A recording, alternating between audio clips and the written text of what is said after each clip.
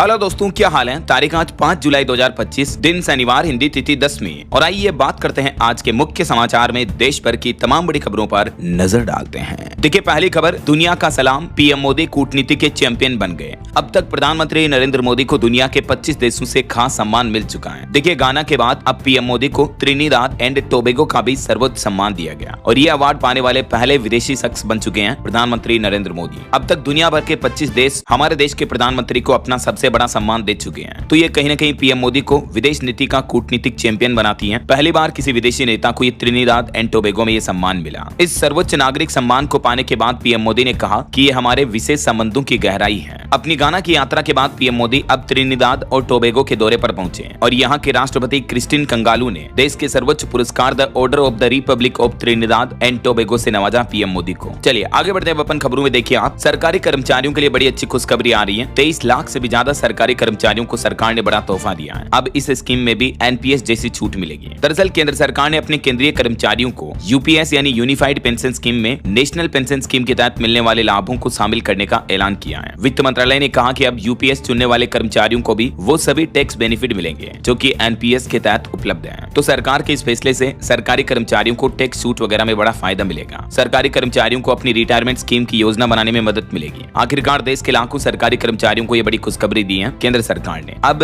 Unified pension scheme में NPS वाले सारे टैक्स बेनिफिट मिलेंगे। देश की फाइनेंस मिनिस्ट्री निर्मला सीतारमण की तरफ से ये ऐलान किया गया। ये देख सकते हैं आप वो कौन कौन से टैक्स बेनिफिट हैं जो कि एनपीएस में मिलने वाले अब यूपीएस में भी मिलेंगे। और ये यूपीएस यानी यूनिफाइड पेंशन स्कीम क्या है, जिसे केंद्र सरकार ने इसी साल 2025 में नोटिफाई किया था। तो ये यूपीएस योजना से जुड़ी भी 5 बड़ी बातें आप देख सकते हैं। चलिए अगला अपडेट देखिए। भारत के लिए एक और बड़ी अच्छी बात आ रही है। 9 महीनों में पहली बार विदेशी मुद्रा भंडार 700 अरब डॉलर के पार पहुंच चुका है। भारत का फॉरेक्स रिजर्व 4.84 अरब डॉलर बढ़कर 702.78 अरब डॉलर पर पहुंच गया है, जो कि भारत की इकोनॉमी जीडीपी के लिए भी अच्छी बात है ना। और सर्विस सेक्टर पर भी एक रिपोर्ट सामने आ रही है कि सेवा क्षेत्र की वृद्धि दर भी 10 महीने के उच्चतम स्तर पर पहुंची है। देश में नए कारोबार और निर्यात ऑर्डर में यानी एक्सपोर्ट में उछाल का असर दिखा है। चलिए अगली बड़ी एक चौंकाने वाली रिपोर्ट देखिए। प्लास्टिक कचरा पैदा करने में देश की राजधानी दिल्ली नंबर 1 बन चुकी है। अब प्रभावी निस्तारण वाली संस्था को प्रोत्साहित करेगा सीपीसीबी भी। सीपीसीबी यानी केंद्रीय प्रदूषण नियंत्रण बोर्ड की तरफ से इस रिपोर्ट के बाद अब सिंगल यूज प्लास्टिक पर लगे प्रतिबंधों को और ज्यादा सख्त प्रभाव से लागू करने का प्लान बनाया गया। चलिए खबर देखिए। अमेरिका से ट्रेड डील पर भारत ने अपना नया तेवर दिखाया। केंद्रीय वाणिज्य मंत्री पीयूष गोयल बोले कि हमारी शर्तों पर होगी बात, किसी भी दबाव में नहीं झुकेगा हमारा देश। उन्होंने कहा कि भारत अपनी खुद की शर्तों पर बातचीत करेगा। अमेरिका से ट्रेड डील पर समय सीमा अभी तक तय नहीं हुई है। वैसे मीडिया रिपोर्ट्स तो आ रही कि जल्द ही भारत और अमेरिका के बीच मिनी ट्रेड डील होने के आसार दिख रहे हैं। हालांकि अभी भी भारत कृषि सेक्टर में नो एंट्री पर कायम है। अमेरिकी राष्ट्रपति डोनाल्ड ट्रंप ने 9 जुलाई ट्रेड डील की डेडलाइन भी रखी है, यानी तब तक अगर दोनों देश सहमत हो जाते हैं तो भारत अमेरिका के बीच 9 जुलाई से पहले ट्रेड डील होने की उम्मीद दिख रही है। हालांकि अभी सिर्फ एग्रीकल्चर और ऑटोमोबाइल सेक्टर में पेच फंसा हुआ है। इन दोनों सेक्टर में जो अमेरिका की शर्तें हैं उस पर भारत एग्री नहीं है ऐसा। वहीं इंडिया यूके एफटीए यानी Bharat Britain free trade agreement पर भी खबर आ रही है। निर्यात के साथ इस समझौते से अर्थव्यवस्था को भी रफ्तार मिलेगी। भारतीय श्रमिकों की गतिशीलता में भी इजाफा यानी बढ़ोतरी होगी। चलिए अगली बड़ी खबर देखिए। अगले 2 दिन देश के कई राज्यों में होगी भारी बारिश। आईएमडी की तरफ से अलर्ट जारी किया गया। केदारनाथ यात्रा रुकी हुई है। हिमाचल में और भी कई लोगों की मौतें हुई। आगे मैं आपको बताऊंगा पूरे मौसम समाचार विस्तार से। फिलहाल देखिए अगली खबर। देश की राष्ट्रपति द्रौपदी मुर्मू ने डुरंड कप 2025 ट्रॉफी का अनावरण किया। ये 134वां कप है और इसके अनावरण में राष्ट्रपति बोली कि फुटबॉल एक खेल नहीं बल्कि एक जुनून है। चलिए खबर देखिए। केंद्रीय पेट्रोलियम मंत्री हरदीप सिंह पुरी का कहना है कि इंडियन ऑयल ने 36,000 पेट्रोल पंपों पर शुरू किया सौर ऊर्जा का उपयोग। ग्रीन एनर्जी को बढ़ावा देने के मिशन में इंडियन ऑयल की एक बड़ी उपलब्धि है। चलिए खबर आ रही है। बिहार राज्य में महिलाओं को फ्री सैनिटरी पैड बांटेगी कांग्रेस, लेकिन इन सैनिटरी पैड पर राहुल गांधी की फोटो को लेकर भी अब राजनीतिक कंट्रोवर्सी देखने को मिल रही है। राहुल के फोटो के बाद बवाल समझ गए। देख सकते हैं आप, सैनिटरी पैड के ऊपर राहुल गांधी का फोटो है। माई बहन मान योजना नाम से कांग्रेस बिहार में महिलाओं को फ्री सैनिटरी पैड देने का ऐलान किया है। तो इस फोटो को दिखाते हुए भाजपा ने कहा कि ये घिनौनी हरकत है, ये महिलाओं का अपमान है। जबकि कांग्रेस का कहना कि आज से ही बिहार में महिलाओं को ये फ्री सैनिटरी पैड किट बांटे जाएंगे। चलिए दोस्तों अगली बड़ी खबर देखिए। केरल राज्य में फिर से उभरा निपाह वायरस। मल्लपुरम और पलक्कड़ समेत केरल के 3 जिलों में अलर्ट जारी हुआ, क्योंकि इन 2 जिलों में तो 2 मामले भी सामने आ चुके हैं। केरल में निपाह वायरस ने एक बार फिर से दस्तक दे दी है। बीते दिन national institute of virology NIV की तरफ से